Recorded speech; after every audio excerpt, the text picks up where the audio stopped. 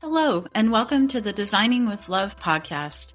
I am your host, Jackie Pellegrin, where my goal is to bring you information, tips, and tricks as an instructional designer.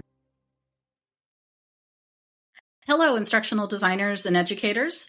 Welcome to episode 134 of the Designing with Love podcast. I'm thrilled to have Dr. Lou Hirsch with me today. Lou is a university professor, TEDx speaker, and the founding director of FIELD, a faculty innovation initiative at the University of Kentucky. I'm looking forward to you talking about that more, Lou. His work sits at the intersection of higher education leadership, curriculum design, and student-centered teaching. He spent his career proving that small intentional moments of human connection are the engine of transformative education. Best for shows on education, leadership, and instructional change. Welcome to the show, Lou. Thanks for having me on, Jackie. I'm really looking forward to our talk. Yes, me too. And I just want to give a little shout out to Podmatch because it's a great tool to connect wonderful hosts with just as equally wonderful guests like yourself. So I appreciate that we got connected and we were able to reach out to each other. So yep, that platform makes this stuff real easy. I appreciate it. Yes, absolutely. So I did mention a little bit about you in your introduction, but can you just tell us a little bit more about yourself and share what inspired you to focus on the intersection of teaching, leadership, and innovation, as I mentioned in the introduction? Yeah, sure. So we're all products of our upbringing and environment. And Jackie, you and I are both native children of Arizona, both born and raised there. I've moved away the last 20 years or so, but I still have family in Phoenix. So spending time in the outdoors as a child was a big part of my life and identity. My grandpa wrote he was the state outdoor writer for the Gazette and then the Republic. Back we had two daily papers in Arizona, and then it went down to the Republic. And my dad was the president of the charitable arm of the State Game and Fish. And through those and a very active life in Boy Scouting, I was out maybe not every weekend, but almost every weekend that I remember doing something in the outdoors, hunting, fishing, camping, hiking, whatever, exploring the state. And I think about the stuff that I did in Scouts as a senior patrol leader when I was like 12 or 13, like organizing meetings, mobilizing people to do stuff. It's kind of the same thing I do now as a university professor. It feels the stakes are like a little bit higher, but the job's about the same as it was when I was 12, just trying to get people to do things that they wouldn't do without me. I went to college at Tulane, where I majored in the humanities in English and religious studies. And then I've also been a scuba instructor ever since I could when I turned 18. And I was going to be a scuba instructor for my life. And after I graduated with my liberal arts degrees in English and religious studies, my future wife and I moved to San Diego, where I managed a scuba diving company. And she did some stuff that would get her ready to grad school. Then she got into grad school at the University of Arkansas, which was a bit of a move from San Diego. So I took that fork in the road and stayed with her and took my English degree in maritime captain's license and scuba instructorship to Arkansas, where I was super unemployable. And I worked at a couple Mexican food restaurants serving margaritas for drunk undergrads. And that wasn't really inspiring me, So I thought I would go back to school as a non-traditional student, major in biology, and do something with fish. It was very naive and ignorant. But one morning there was a work study posting for a plant pathology dishwasher in a plant pathology lab, which is a study of plant diseases. And I thought, well, I could wash dishes with my liberal arts degree and my capital. Like, I'm real good at dishwashing. So I went, and it was a work study job, and I made minimum wage, and I washed dishes. And Jackie, I did such a good job washing those dishes. They were so clean, and it was so pristine. Good. Yeah, pristine dishware. And then there was just like a little science thing that the professor said, hey, can you just give this little science thing a shot? And it was just following instructions. I don't know what any of the words meant, but I was like, yeah, I could follow instructions and read. So I did that, and then I did that pretty well. And then there was sort of just more and more increasingly complex science things that I was permitted to do until there was an opportunity for a master's degree program that was really just kind of like a blunt force trauma science project were just grind out 90 or 100 hours a week for a year and a half and just get it done. And I could do that. And I just kind of picked stuff up along the way. And I got my master's degree in plant pathology and then my PhD in plant science with a focus on fungal molecular genetics. So I studied the way how microscopic fungi interact with their plant hosts when they connect, and then how that results in disease following infection and colonization. So all the little molecules that these microbes and their hosts shoot around. And then I followed my wife. I've always been coattailing. That's my secret to success. Whenever anyone asks, I say, marry someone smarter and more successful than you. But my wife got a job. She's a psychologist. They have to do an internship. She went to Charleston, South Carolina, and worked at MUSC, the Medical University of South Carolina. I followed her there and did various academic or research jobs for a couple years. And then she went to the University of Kentucky. I was her plus one sort of, ask for the hire. They were able to cobble together a weird postdoc for me for a year. And I guess I impressed them enough to get me a full-time teaching job. It was full-time faculty, but non-tenure eligible. We call them lecturers here. And I was in that role for 5 years and then was promoted into a tenure eligible assistant professor position, which I've been doing now. This is the end of my 5th year. I guess I'm going up for tenure this year, so I'll know in a couple weeks. So fingers crossed. And then if not, I'll be looking for the next gig because then you got a year to find another job. It's been a really cool journey going from my upbringing in the wilds of Arizona to a career in the scuba industry. To then, and in the middle, earning an English degree and then becoming a fungal molecular geneticist and then not really following up on that career very much when I started my job.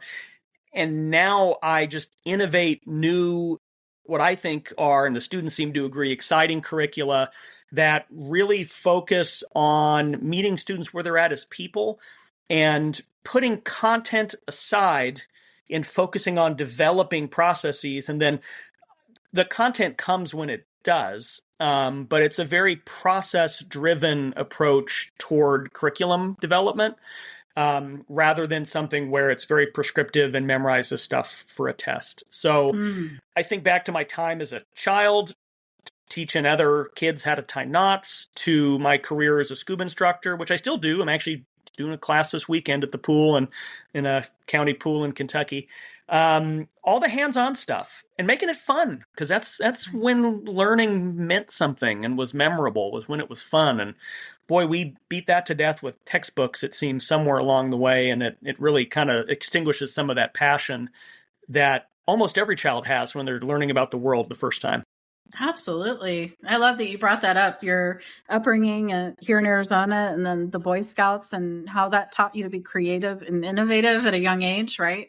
I was in Girl Scouts myself, so I remember all those moments of not just learning how to survive in the wild, right? And how to do those things like how to make a fire, right? From 2 sticks, rub them together. But all, not just learning how to make food and things like that with your mess kit, but learning how to, what's teamwork about? What's leadership about, right? And you learn those in Boy Scouts and Girl Scouts. So it carries through and to your adult years. If you're not good at that, you have a terrible weekend. Like the weekend is ruined because you guys can't get along and it just sucks. It does, there's real repercussions for not coming together and finding the joy in experiences that nowadays it seems like we could just say, this isn't fun or this isn't worth it, just walk away. But when you're in the woods with people, you kind of got to deal with them for a while. And that is a tremendously beneficial experience and mentality for a professional career when we're often, or anyone is put into a group that may not be the most functional, but still must do something. Right. I think we're all just big kids. I don't know. I don't think anything changes much. I agree. And I had someone on my podcast a few months ago, and he was talking about how we do lose that creativity when we get older. And it's so important to come back to the roots. And he even talked about, just even if it's sitting outside with your bare feet and feeling the grass, between your feet or something. And just those little things, writing down what you see outside in nature and things like that, and then coming back to it. And I thought that's really great.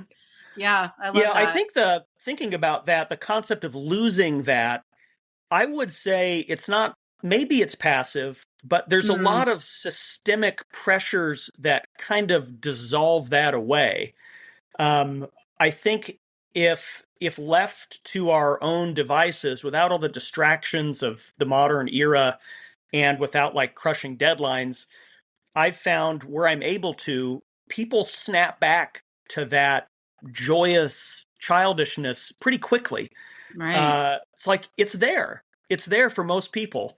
We just don't let it flourish. Or the worlds that we're in don't incentivize it or permit it. I guess those are two related but different things. I agree with you there. Yeah. Yeah, Yeah. so part of what I try and do as an educator is to tap into that, or to create an environment where, again, the content is kind of secondary. They can find that on the internet. My hypothesis is yet to be proven incorrect. But like, what can we do in space and time together? And that's about like common human connection and developing those social skills that are decreasingly removed from like online asynchronous classes and these huge lectures that people take now in big universities. Not to say it's impossible there, but I mean, humans are social animals, and a lot of our modern technology challenges the way that we have historically communicated for 200,000 years. Right. Oh, that's so true. Yes. Yeah. And you know what really stuck out to me, Lou, what you said about the deadlines. It's true. When we have so much pressure and deadlines put on us, it really does, it can kind of hinder some of that creativity and because we're just so constrained, right? With, oh, I've got to get this done. And that's, I mean, I know they do it for a reason, but like my department with curriculum development, we have quarters and we work in quarters, and then each quarter, each curriculum developer gets a certain amount of courses, and then they have a deadline. They have to get it to the editor. And so we live in that world of deadlines, right? And I have deadlines too, right? As an instructional designer, because I have to get that review done in a week back to them so that they can get it off to peer review and they can get it to QA and things like that. So there's all these systematic processes that are in place that are supposed to make us more efficient, but at the same time, it can hinder that creativity for sure, because you're like, well, I don't have enough time to put that in the curriculum. That's such a great idea. I love it. But let's do that the next time because we know it's going to take too long to do it. And I'm like, oh, that would be so great if we could put that media in there, because it really would help them understand the concepts better. But then we know that something, and like, not to call our bosses uncreative. I'm not, but like, right. I think Conan O'Brien, he now has a really popular podcast, Conan O'Brien Needs a Friend, Free Pub, and he was a late night show host for 30 years of our generation, I think, Jackie. And he said, right. In terms of like a writer's room, like an old timey writer's room with like typewriters, and like sometimes there'd be like old studio exec would walk through, and if they didn't hear the clickety clack of typewriter fingers, they thought the writers were not being productive. And Conan's argument was, well, when you're in that writer's room and you're coming up with ideas and you're goofing around with your friends, you're trying to find that joke or refine the pitch to whatever they're writing. Like, uncreative people think productivity is what creating stuff is. Like, they think that action is progress. And sometimes inaction is the most creative thing we can do. Like, if I was sitting on my desk with my feet up and I was reading a book and someone walked by, I could tell you some of the people in my world would walk by and think, why isn't that guy working? What's he doing? Sitting here in his office reading with his feet up. Whereas, I mean, they don't know. I'm not reading my fun books at work. I mean, I do that on my porch at night. I may be reading a book that will help me cultivate some new idea that may in 6 months result in something cool for my students. But they'll take that as like, oh, he's just being lazy. He's hanging out. It's like, no, that's what creativity looks like sometimes. We got to produce. I'm not saying that, the world will grind to a stop if we're all just pie in the sky. But I wish we had more. I think in the pursuit of efficiency, we've lost, as we mentioned, the sort of childish joy of existing. And we've also lost the ability or the time to really innovate creatively, because that time that we spend deeply thinking and considering and iterating something that starts as probably fairly lame but could end up being pretty cool, that all doesn't result in anything immediately. And a lot of our systems, especially as they become corporatized, we need results yesterday. And creativity is tomorrow's game. And they don't sometimes play well together. So that's always been the tension, I think, and it seems to be increasingly so in this era. Absolutely. That's so true. I love how you mentioned, Lou, when I was researching for this interview and everything, how you talk about those small intentional moments of human connection that make education transformative. And we've been talking about that in a sense too. So for you, what do you think that actually looks like in practice for instructors like you and I who want to create more meaningful learning experiences for our students?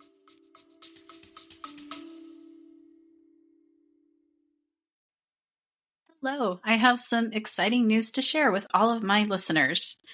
There is a feature called Fan Mail.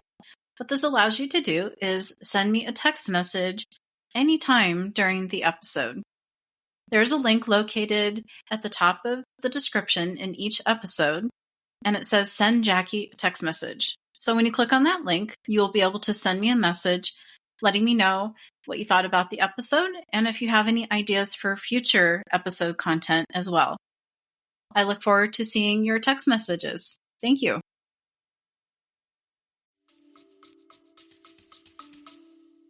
I think about this a lot because I think about my own life a lot. So I went to college, 41, so 20-ish years ago. And I remember two things. I remember that my philosophy professor's extra credit question was always Renee Zellweger, the actress. And there was one poli-sci professor who passionately endorsed the idea of politicians dueling each other with flintlock handguns to resolve disputes. Oh, wow. Yeah, I know, which I can't necessarily argue against because I think it'd be nice for people to put up or shut up. There you go. Just my thought. But I went to college I went to college for 4 years and 7 years of grad school. I don't remember anything I learned in class except those things, and I don't think matter. Right. So what? So sure, all the stuff I learned, I guess it all built upon itself, but those moments in those classes, they don't resonate with me. They can't because I don't remember them ever happening. So I think about, what makes a college education or a learning experience memorable. And I think the only way for memories to persist are to be governed by personal interaction almost exclusively, but to be in intense moments of attention to another human. See them, and they know that they're seen, and they remember the value in that. I'll give you an example. There was a student in one of my classes who was having a very existential crisis. She wanted to be a dentist. And it was her first semester in college, and everything was really hard. It was her first Gen Chem, midterm. And she's having a really tough time in class. It was a big lecture class. And she stepped out. So I followed her because I knew that I kind of figured what was going on. And she was just outside, not crying, but her eyes were wet and she was not having a good time. So I just sat with her for 20 minutes when someone else was doing something in the class. It was a team taught thing.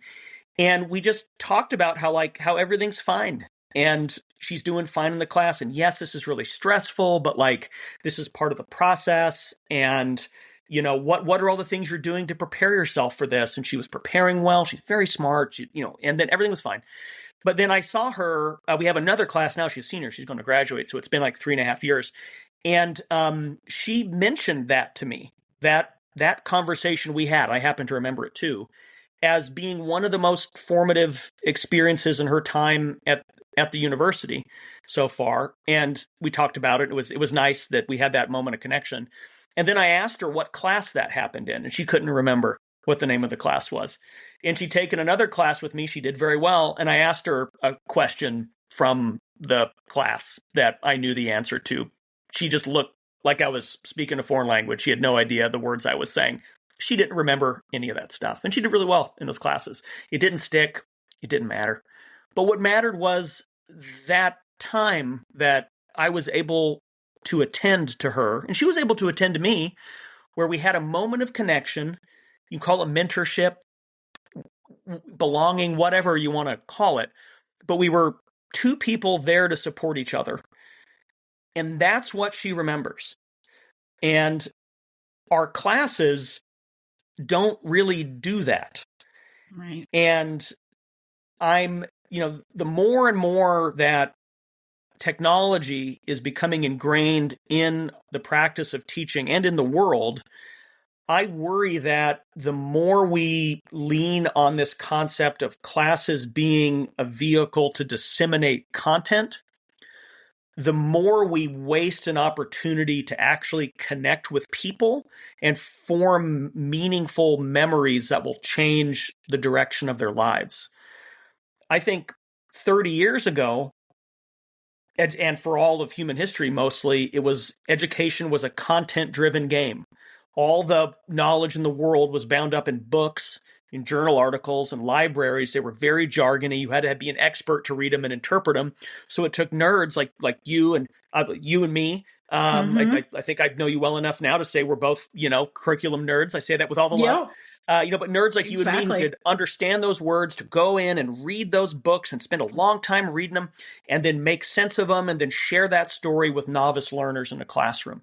But now with AI and in the 90s, .com and Google and all that stuff, all the information in the world is available to anyone who can query it well on the internet or through these, AI platforms.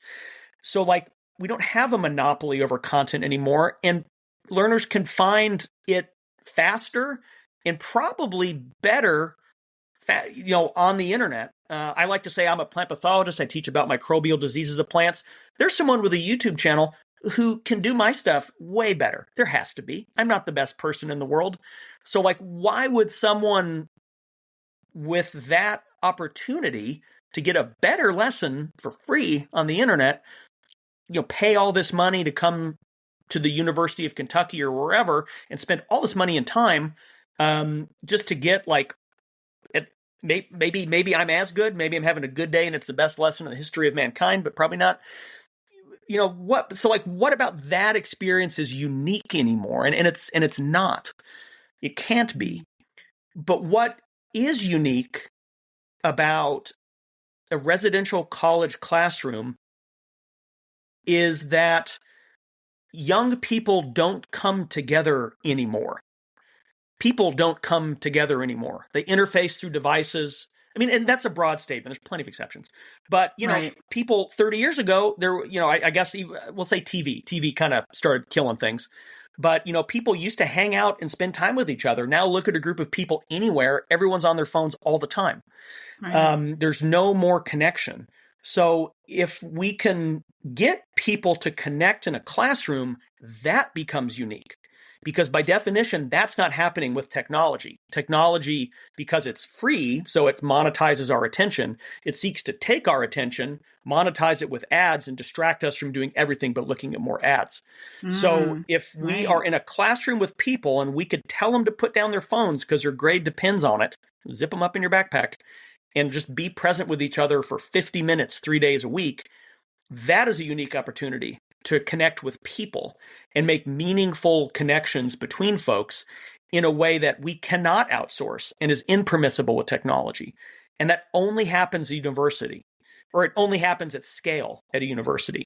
Right. So I think a lot about what frame shifts need to occur in education to most effectively meet our students where they're at and empower them to excel in a society that we don't know what it looks like in a year from now, let alone 5 or 10 years with AI. There's a couple hundred engineers in the world who know what's coming, and they're bound up in non-disclosure agreements and can't talk about what our world is going to be in a couple years with these tools they're making. They know what's coming. Everyone else is just kind of guessing. And I think the more we hammer home content on multiple choice exams and papers that students can use AI to iterate on and not develop their own thought or process, we're losing an opportunity to connect with people. Absolutely. I love that, especially now with online learning becoming so predominant. I teach online classes, so I earned my second master's through an online university. online only. And Lou, one thing I did was I said when I was in that second master's, when I got my instructional design degree, I made a list of all the things if I ever taught that I would want to do.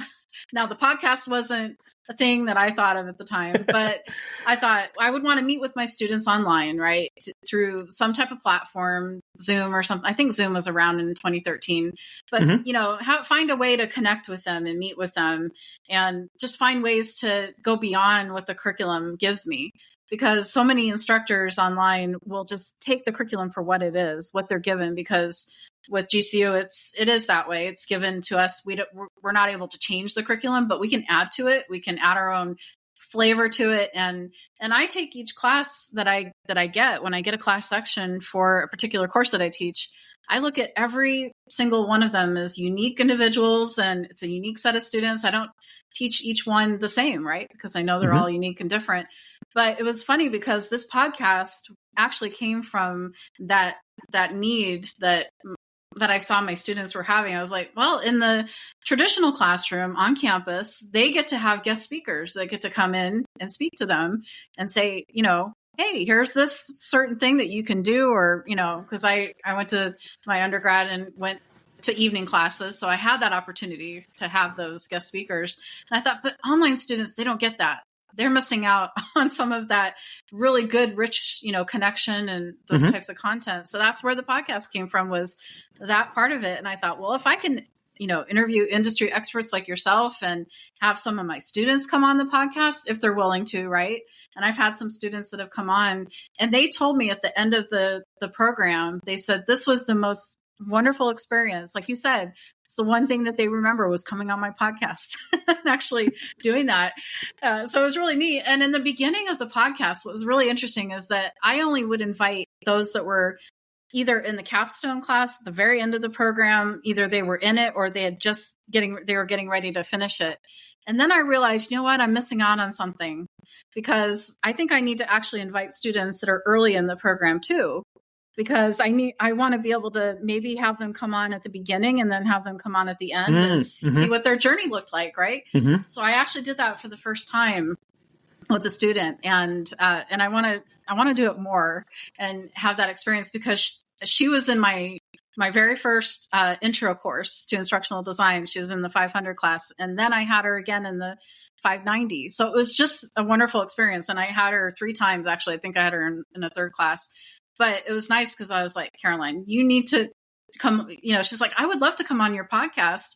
I know, I'm not at the end of the program. And I'm like, no, actually, I think that would be a good idea. So she gave me the idea. It didn't come from me. It came from one of my students.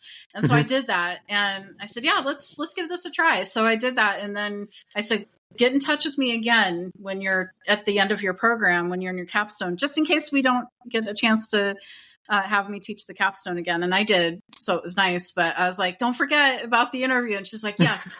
I was like, let me give you my calendar link so you can go schedule it. And it was just a wonderful interview. I mean, the first one was great, but then I had her reflect back on what she learned along the way. And it was just amazing to kind of hear that growth and have others kind of tap into that. So yeah, so that's a great example too, right? Of that human connection, and something that, will stay with her for I don't know how long, right? That experience. Yeah, no, but that's a good point. Like, she's going to remember the podcast journey. Yes. I mean, 10 years from now, right? She's not going to probably remember too many details of any one class, but she'll remember knowing you and being invited back 3 or 4 years, however long in the future, to kind of do a pre-post, academic journey interview. Right. Because she was valued, right? This is, and as much as I was derailing technology 10 minutes ago, like, this is an incredibly intimate way to talk to someone else, because I'm in my attic right now. My door's closed. I'm fully focused on your face on my screen. There's no other distractions. And there's nothing like in the real world. There's always people walking by and phones ringing and all this stuff. And I think that this medium of communication, when it's very purposely structured for like an intensely focused engagement, that's a great use of technology to do this stuff. Because otherwise, I'm in Kentucky, you're in Arizona.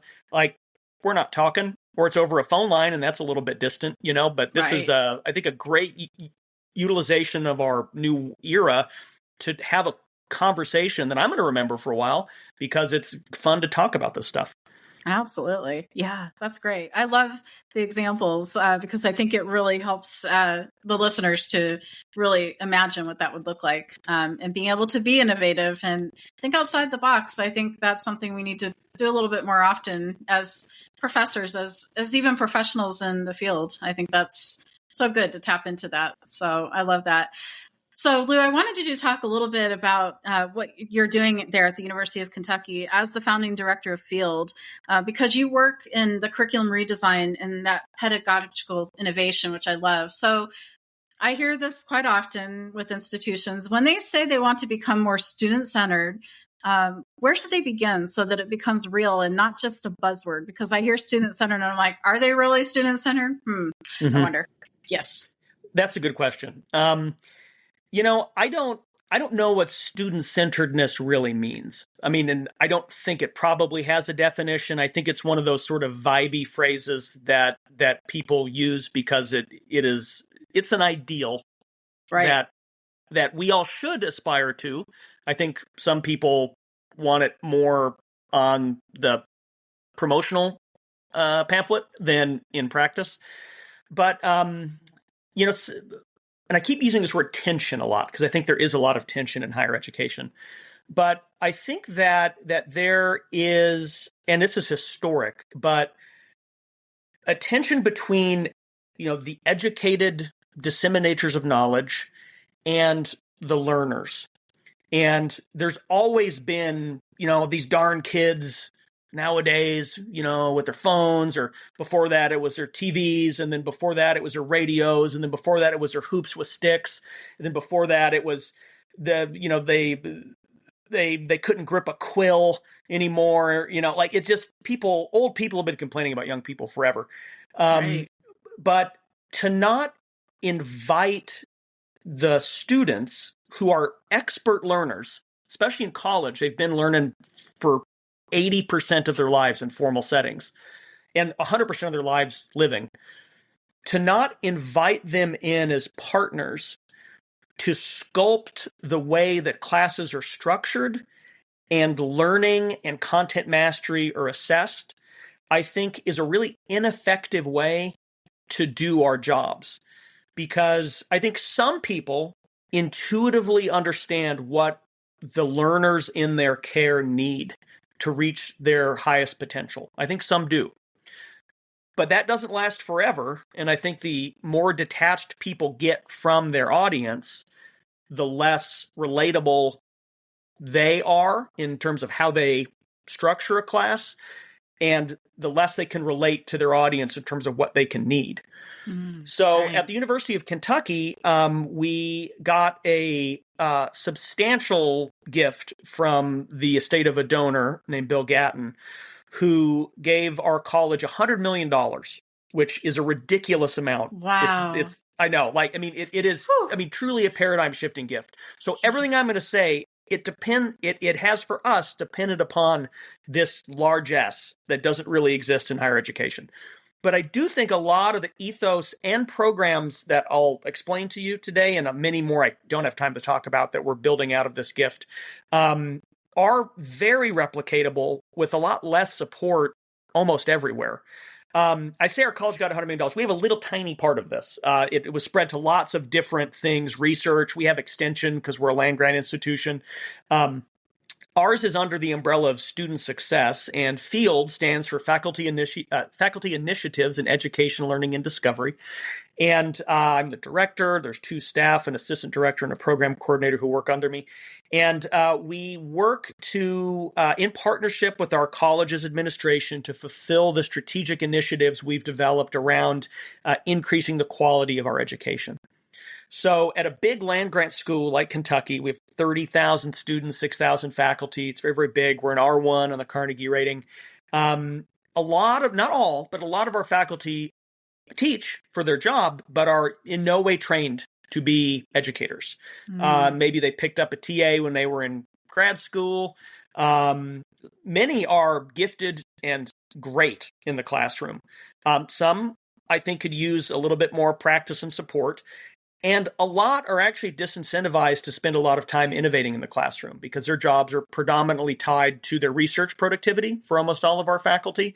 And for those with extension appointments, which for members of your audience who don't know, our federal government has legally mandated extension programs for universities in almost every state, where it was designed around the Civil War to create and disseminate knowledge to growers and producers in agriculture so that they can start producing more to support an increased population in our country.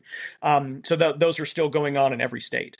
So those folks, most of my colleagues, are going to be hired or fired or given raises or not based upon their whole package, all of their job, but most of their job is research.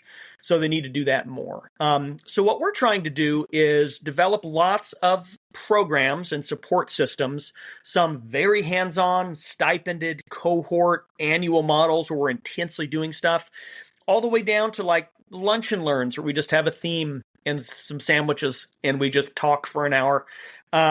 All built around trying to build a community around valuing education, which our college, the Martin Gatton College of Agriculture, Food and Environment, has always had, but there just hasn't really been the resources to like get people together. But people have always cared. The program that I think speaks most to what we've talked about so far is a Students as Partners program called Growing Graduates from the Ground Up. So if your audience isn't familiar, a Student as Partners program, we're the first at UK to do it, but we're not the first to do it. They've been around in that name for about 20 years.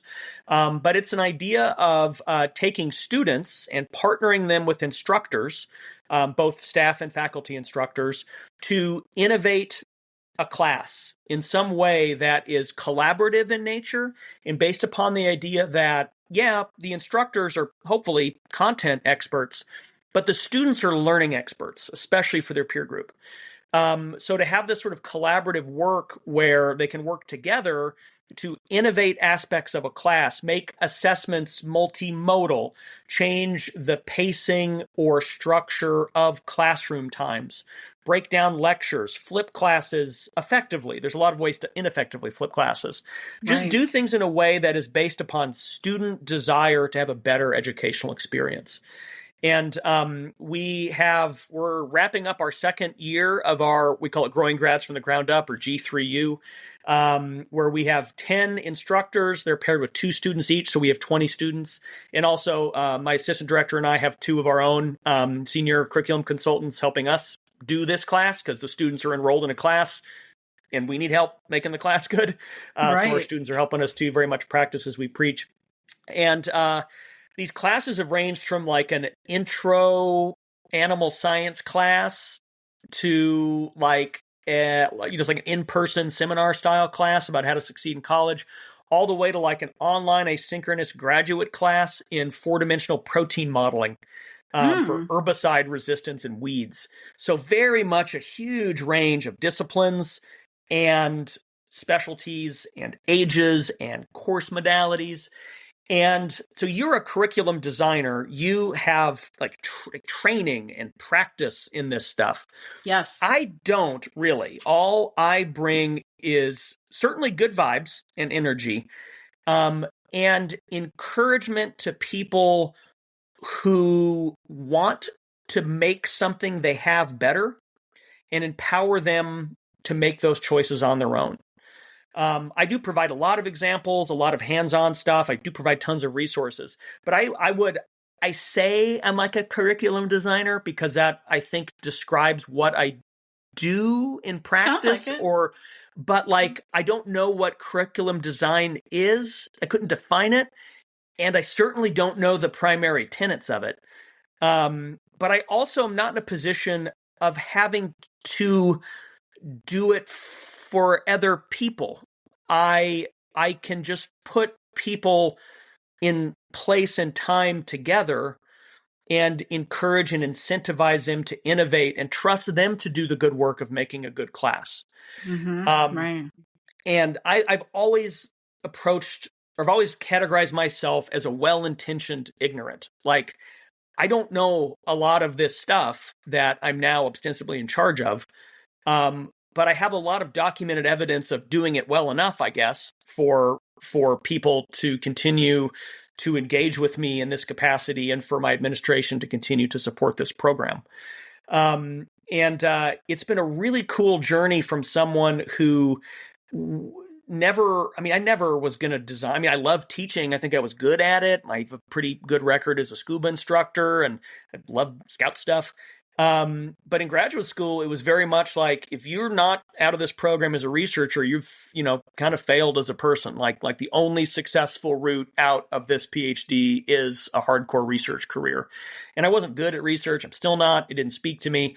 And it's cool that I found this position where I can get people together just as I did when I was 12. This time it's faculty and some students sometimes, and get them together and support and encourage and promote them to do the good work that they've always had in their heart, but never really had the platform to stand on to do it themselves. Or if they did, they didn't have the time and incentive and someone saying, hey, what's going on today?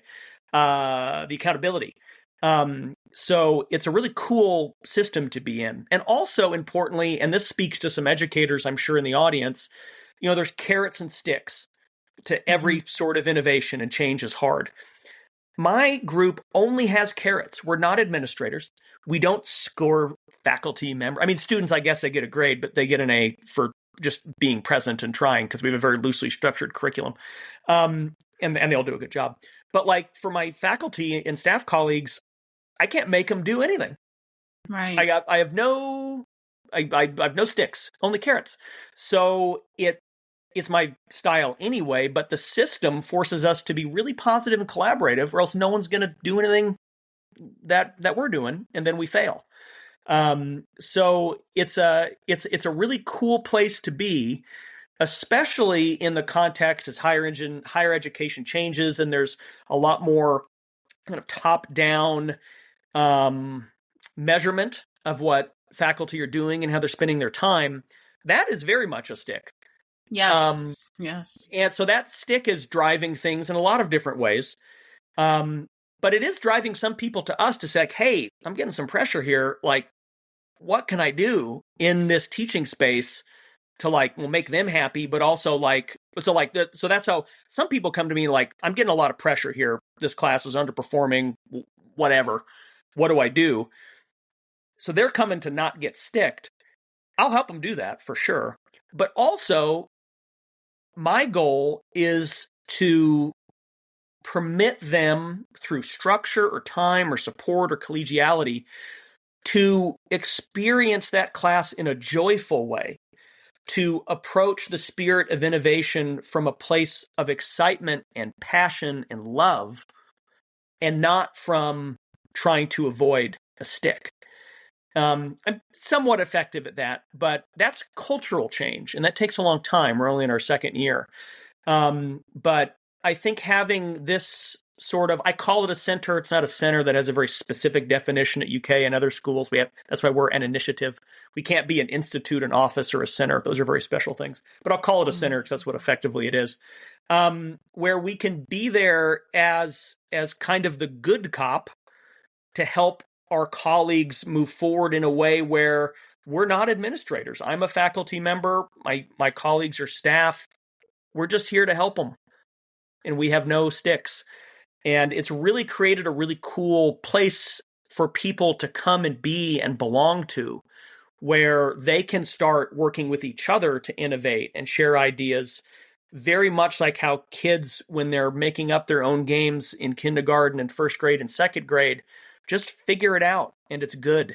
We're permitting those spaces to happen now in our college, where just because everyone's so busy with their deadlines and schedules and all this stuff, that wasn't happening. But it is now, because we have these platforms to get people together, some more supportive than others, but it's real cool. Wow. That's great. And I think too, it helps the faculty, Lou, to learn more about what goes into curriculum design, because truth be told, I've been working in curriculum design as an instructional designer for 12 years. So I've seen the back end of it, and now as faculty, I see what happens right after it's created and in the classroom. And I'm like,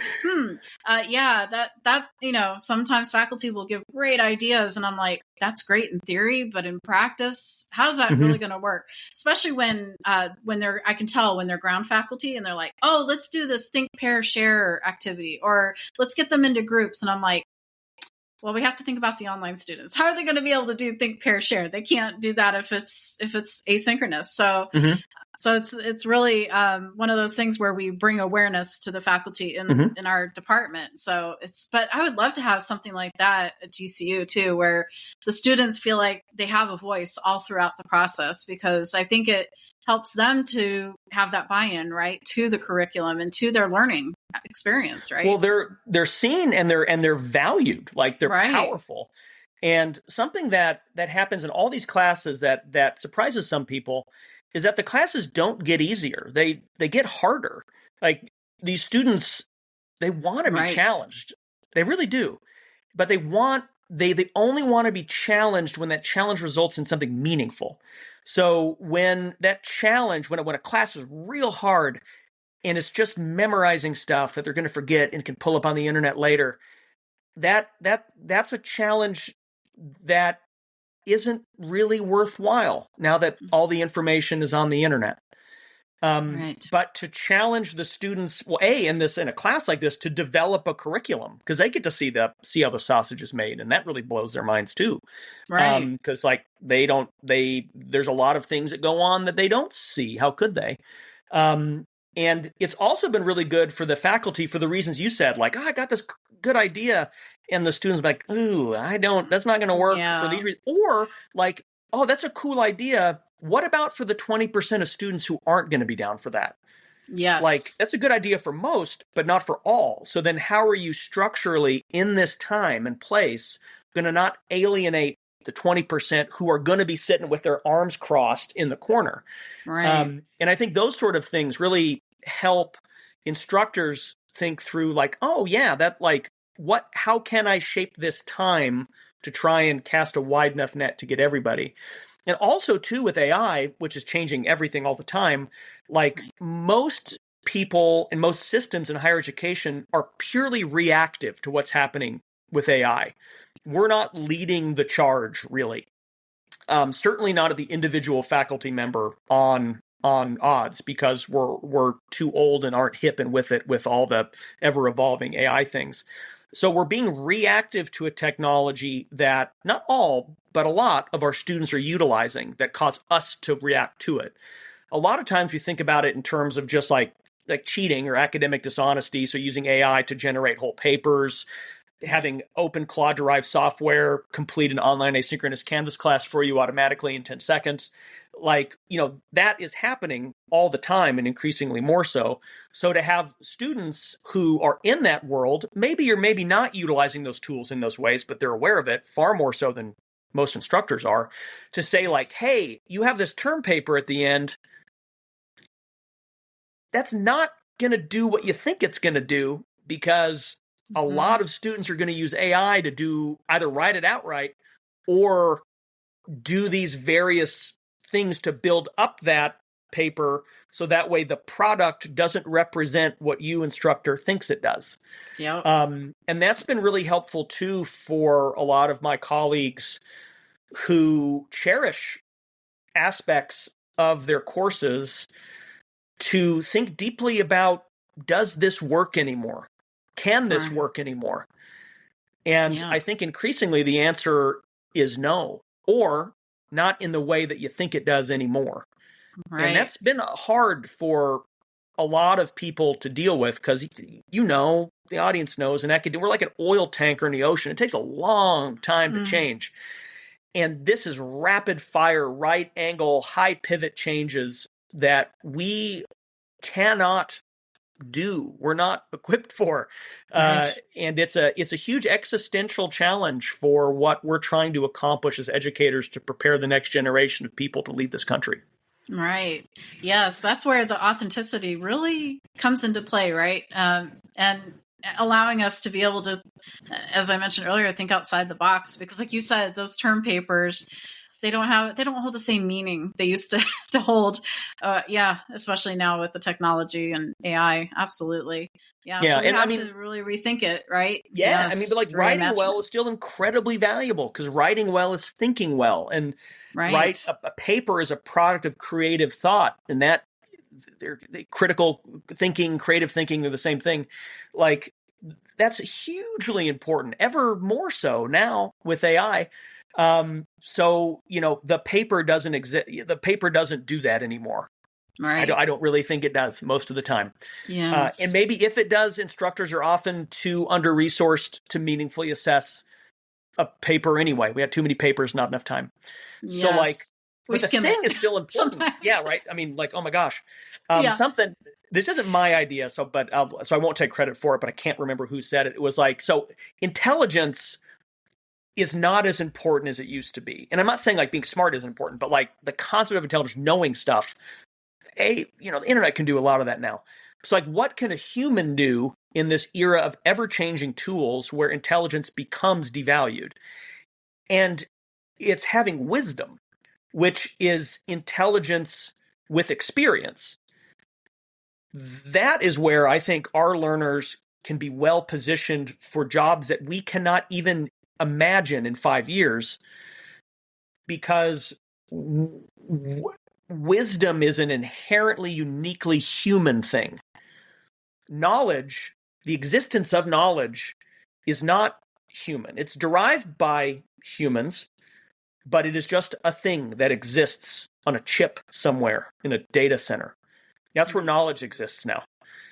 But the wisdom to use that knowledge and to interpret the knowledge, or to have information literacy skills to determine which knowledge is worth calling knowledge and which is worth deleting, that is born from wisdom. So how can we change our knowledge economy in higher education to a wisdom economy? And that's hard to do because that is an entire flip-flop change of how higher education has been structured since, I mean, forever, but like since Harvard Divinity School gave their first degree in divinity in the 1600s. It's been that sage on the stage model. And technology has flipped that upside down. Yet, not all of us, but a lot of us are still clinging to that antiquated model that I don't really think serves our learners well for jobs 10 years from now, because we do not Right. know what those will look like. That's true. And especially with this generation coming up, the Gen Alphas, right? They were born with technology. They're digital natives. So yeah, so we need to be aware of that as professors and Mm-hmm. curriculum developers like myself, and instructional designers, because I kind of think of myself as like all inclusive with that. So it's Mm-hmm. neat. Yeah, absolutely. So Lou, as we wrap up this episode, this has been so fun. I've enjoyed this. This is one of my favorite ones I've done. Oh, thank you. Yes. So what's one message you would want educators and instructional designers like myself to carry with them if they want their work to be more human, more intentional, and more transformative for learners, like we've talked about through this whole episode? This may sound like a unattainable platitude, but it's truly not. It's like an authentic wish that I wish we were able to embed in all of our offerings. But it's to develop or permit the space to occur for instructors to get to know their students as people and to form moments of real human connection. Because those are the things that I always kind of think about it in terms of this flow chart. Have attention to people. And then when you can attend to people, you can form a connection with people. And then once you have a connection, you can form a relationship. And then, and only then, once you have a relationship, that is the condition that permits meaningful learning. Everything else, I think, is in one ear and out the other. Because with a relationship becomes patience, trust, respect. And that helps things get underneath that garage door that closes over our brains the older we get. And if we can permit the environment where people can truly know each other and trust each other and have those relationships, then we can actually make some meaningful change. I worry that as our curricula become increasingly scaled and this industry of higher education becomes more and more of a numbers game, we're losing that personal connection that has underpinned education throughout humankind forever. And it's now starting to go away. And I don't think that does us well as people, because we've never once learned like that. But now our systems are forcing us to, and I don't think it's going to be very effective. That's true. Yeah, because in the industry I'm in instructional design, and then in higher education too, yeah, it's so important to keep that human connection, because if we lose it, then we're not creating good curriculum for our learners at all. Yeah, or workplace learning or anything that requires learning, right? So yeah, that's so important. Wow. Oh, that's amazing, Lou. Thank you so much again for being here and sharing such thoughtful insights with my listeners. I really appreciate your perspective on human connection and leading that meaningful change in education. I appreciate that meaningful change that we can make, as you just mentioned. I know this conversation will encourage and spark educators and instructional designers like myself even more, who want to create that learning experience that truly makes an impact. So for anyone, Lou, that wants to follow you, what's the best way to connect with you? So I despise social media for all the reasons that I think it's destroying this country, but Yes. I know it's really important. I found LinkedIn to be a fantastic platform, especially for these sort of professional discussions amongst other academics and Right. leaders in higher education. So follow me on LinkedIn. I'm the only Lou Hirsch at the University of Kentucky, and you'll see a picture of me in a blue sport coat, and Martin Gatton College of Agriculture, Food, and Environment up on the platform. I post every week or so about my programs and what we have going on. If you log in here soon, when you hear this, you'll see that I subjected myself to an aerial silks class today to talk about the learning of interpreting body movement as an expression of self, which we did with our students today. So cool. I didn't tear any muscles and I don't have any bruises, but everybody thought it was pretty funny, me up there trying to do stuff. Wow, that's cool. Well, I'll make sure, I'm pretty active on LinkedIn, so I'll make sure to hit you up on LinkedIn, and we'll make sure to stay connected. And you're always welcome to come back on the show anytime and share more of your insights.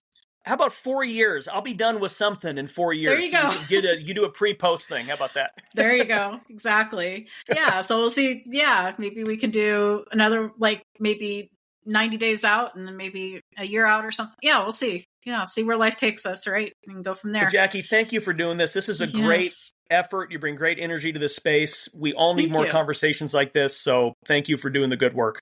Thank you so much for your time. I appreciate it. And come back on anytime.